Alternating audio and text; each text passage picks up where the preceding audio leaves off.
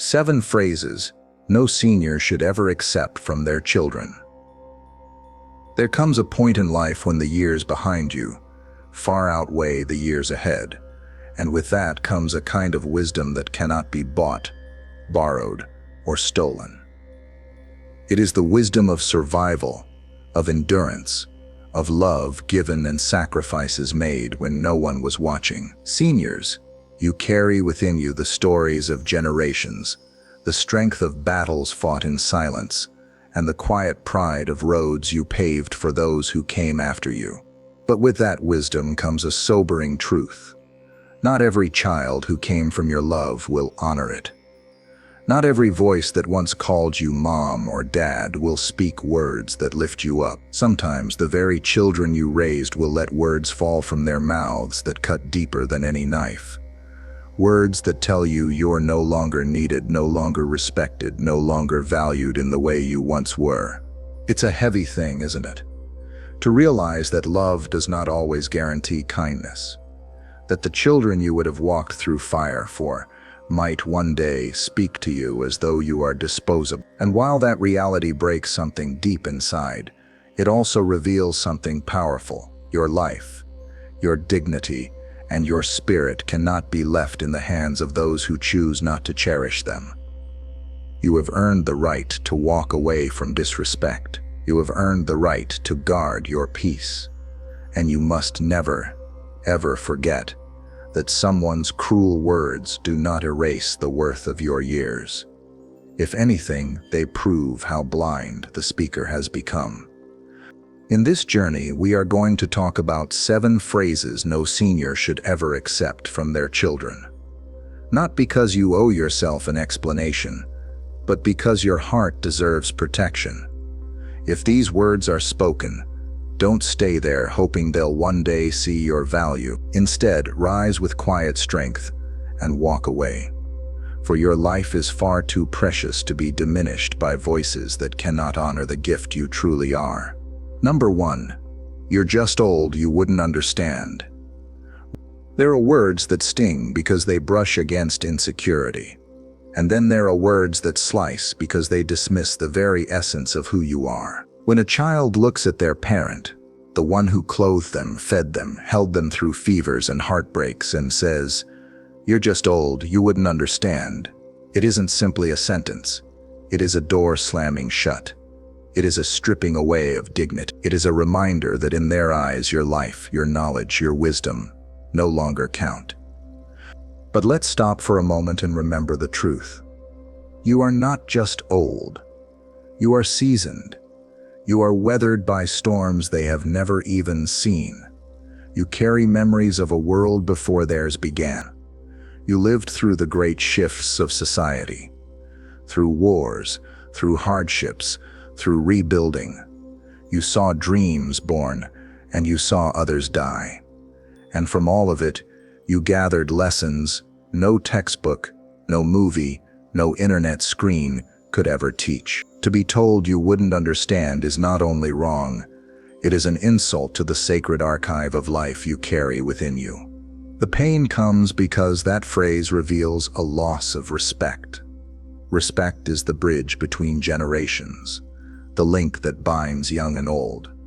Without it, a family crumbles. When a child dismisses you with these words, they are saying that your thoughts, your perspective, your voice are no longer worth hearing. It is an erasure, and it is not something you should quietly accept. Walking away in such a moment is not weakness. It is strength. It is choosing not to fight for a seat at a table that should have been yours by birthright.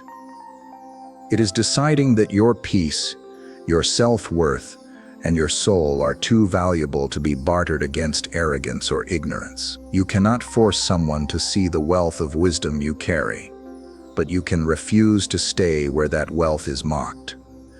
And here's the deeper truth. One day, those same children will find themselves staring at the gray strands in their mirror, realizing life moved faster than they ever imagined. They'll remember the words they threw carelessly at you.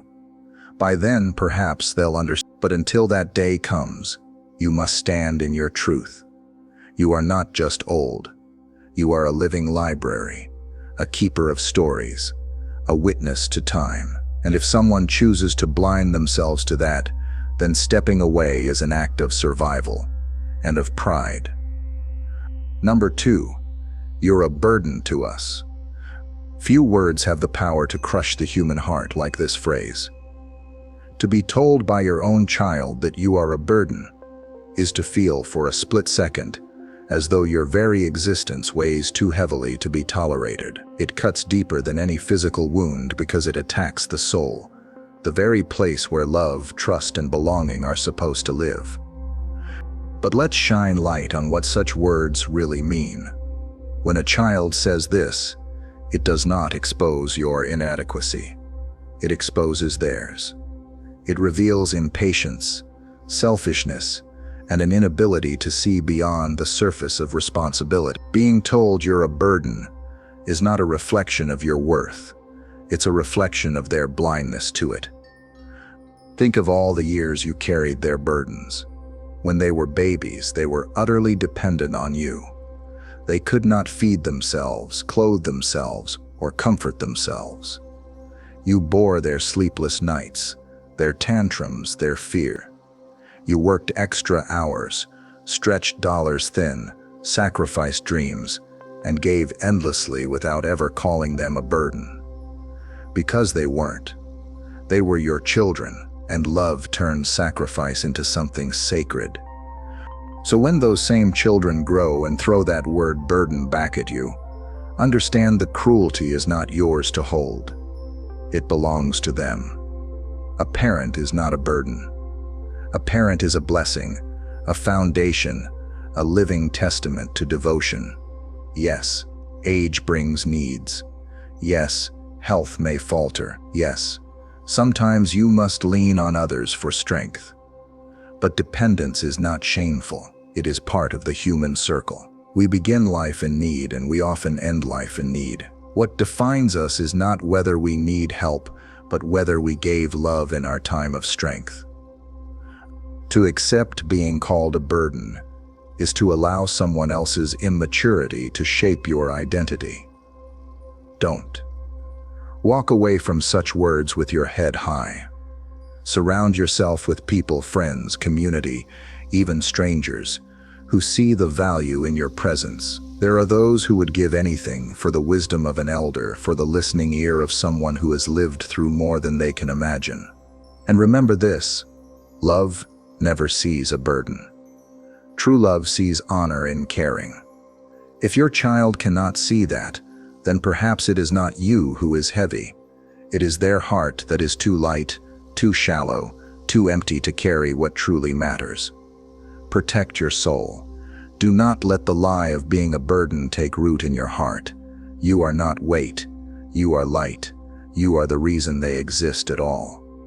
And that truth will never be diminished, no matter how recklessly they speak. Number 3, it's my life, not yours. Stay out of it.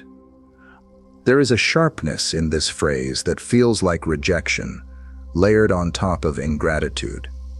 When a child says, "It's my life, not yours," stay out of it, they aren't simply declaring independence. They are throwing up a wall and pushing you to the other side.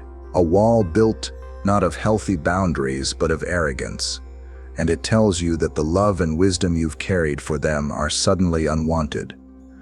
Of course, every parent knows their children must grow, must make choices, must build a life that belongs to them. You don't want to control them. You don't want to dictate every step. What you want is something far simpler, far more human. You want to still belong. You want your voice to still matter, not as a command, but as a guiding light. Yet when those words are hurled, stay out of it. It is not an invitation to mutual respect. It is a dismissal, and dismissals wound deeply. Think of the years you spent entwined in their every decision, from what they wore to school, to the friends they kept, to the choices that shaped their safety and well-being. You carried the weight of their life in your hands. Not because you demanded control, but because that's what parents do. They bear the responsibility for life that is not their own. And you did it without asking them to stay out of it. You did it because love required it. So when those words come back to you in adulthood, it's natural to feel your heart fracture. But here's the truth you must hold on to. Their life may be theirs, but your worth does not vanish because of it. Walking away in such moments is not giving up. It is protecting yourself from the sting of rejection that you did not earn. It is allowing them to live their life without dragging you through the mud of their disrespect. There is a difference between boundaries and barriers. Boundaries are born of respect. They say, I value you, but I need space here. Barriers, on the other hand, are born of dismissal. They say, you don't matter enough to be here. When a child builds barriers instead of boundaries, you do not need to stand knocking at the door begging for entry. Your role as a parent may change with time, but your dignity should never be left outside the gate. So when those words are spoken, know this. Stepping back is not weakness. It is a form of strength that preserves your heart.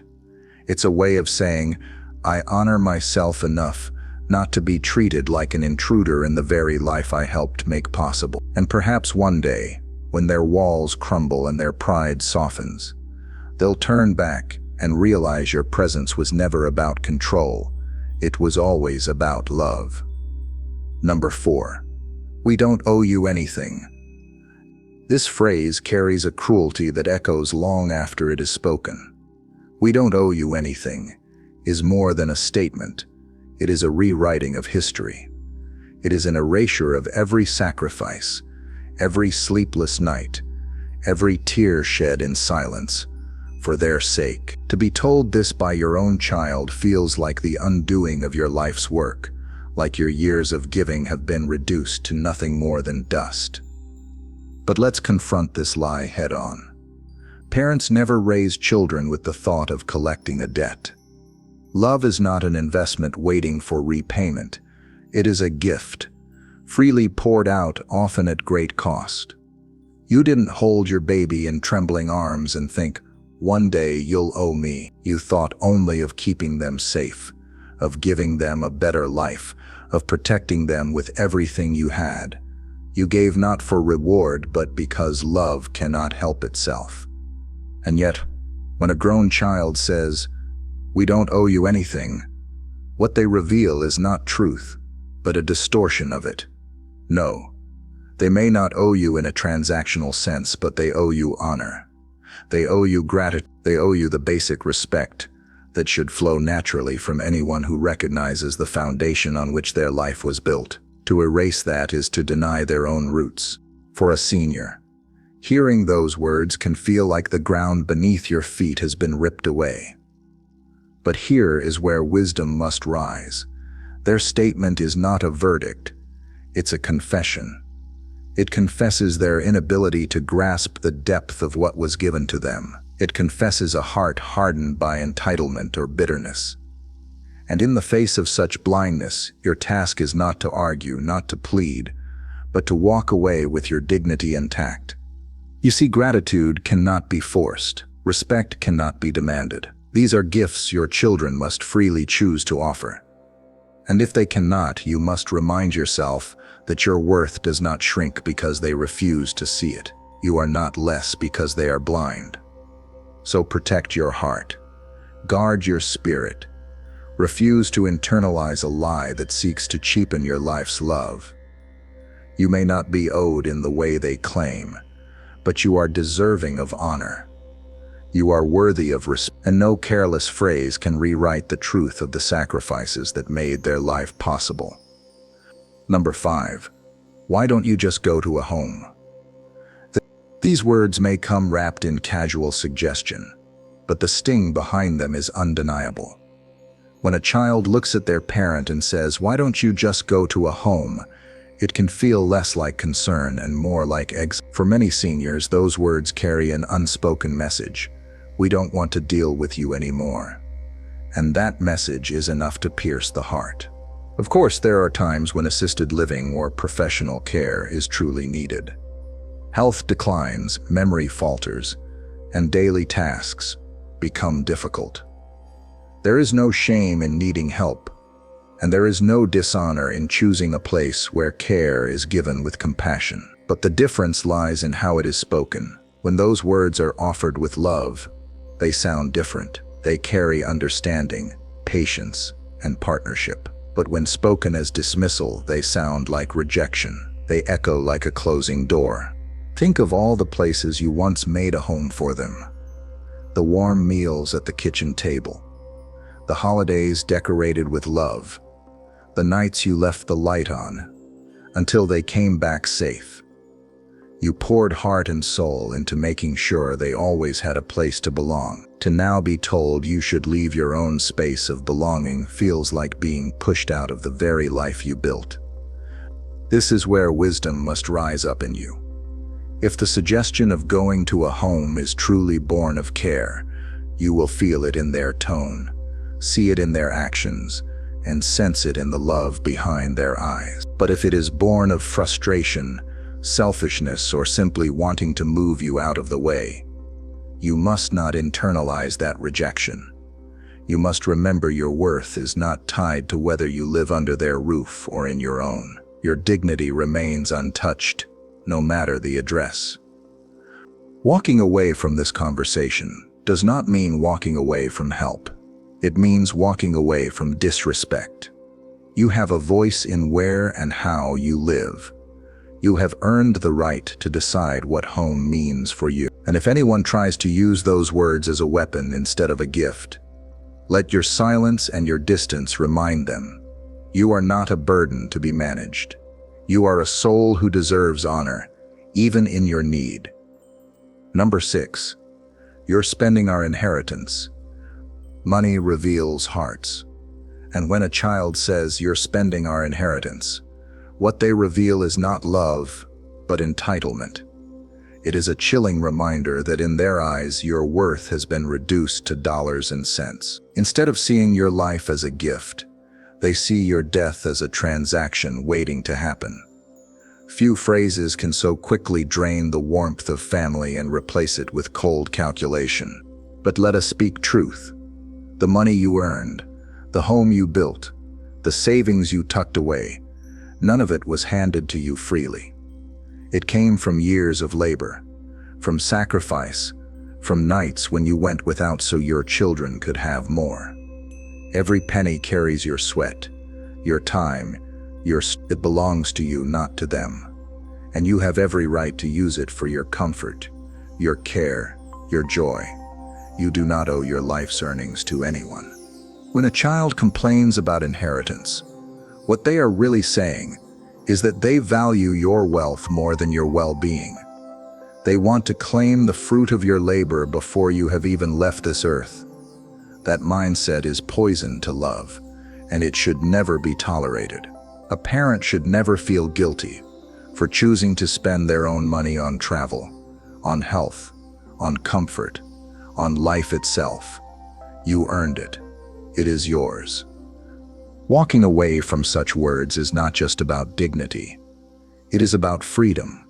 Freedom to enjoy the years you have left without carrying the weight of their greed. Freedom to spend what you worked for without guilt. Freedom to remind yourself that you are more than a bank account waiting to be divided. And here is the truth. An inheritance is not a right. It is a gift, if it exists at all. The greatest inheritance you've already given them is your love, your lessons, and your life. If they cannot see that, if they cannot treasure that, then no amount of money could ever fill the emptiness in their heart. Protect yourself from that emptiness. Refuse to let it diminish the joy of your remaining years. Number 7, we don't have time for you. There are few phrases more devastating to hear from your own children than these 6 simple words. We don't have time for you. Time, after all, is the most precious gift we can give one another. When your children tell you they don't have it, not even a moment, for the one who gave them life, it can feel like your very presence has been deemed unworthy of their attention. The sting is sharper because of what you know to be true. You know how much time you gave them, The countless hours of rocking them to sleep, waiting for them outside school, cheering from the sidelines at games, sitting at the table helping with homework. You know the years you gave, the weekends you lost, the sleep you sacrificed, all because your children were always worth the time. To be told now that you are not worth theirs is a pain that cuts all the way to the bone. But here is something you must not forget. Their lack of time is not a reflection of your value. It is a reflection of their priorities.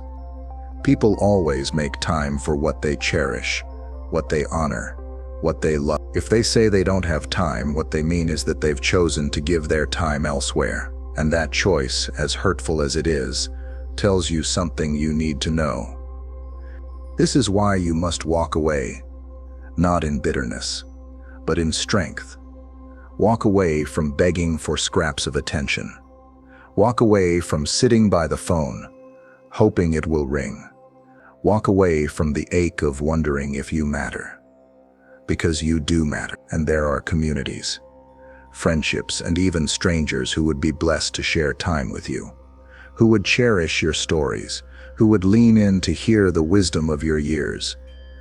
You cannot force your children to see the treasure they have in you, but you can refuse to let their neglect define you. Your life is not over simply because their schedules are too full. In fact, this season can be a time of freedom, a time to give your hours to those who will hold them with gratitude. Time is still a gift, and you still hold it. Give it where it is valued. And when those words come, "We don't have time for you," know that the truth is not that you are unwanted, but that they are unwise. Conclusion: walk away with your head held high. There comes a time in life when silence speaks louder than arguments, when walking away protects more than staying, and when dignity must be guarded like the rare jewel it is. As a senior, you have already fought the battles, endured the storms, and proven your strength 1,000 times over. You do not need to stand in front of anyone, child or not, begging them to see your worth. Your worth is written in every sacrifice, every sleepless night, every act of love you poured out when no one else would. If your children's words wound you, remember this: their voice does not erase your truth.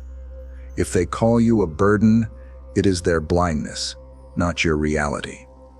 If they dismiss your wisdom, it is their arrogance, not your failure. If they tell you they have no time, it is their choice, not a verdict on your value.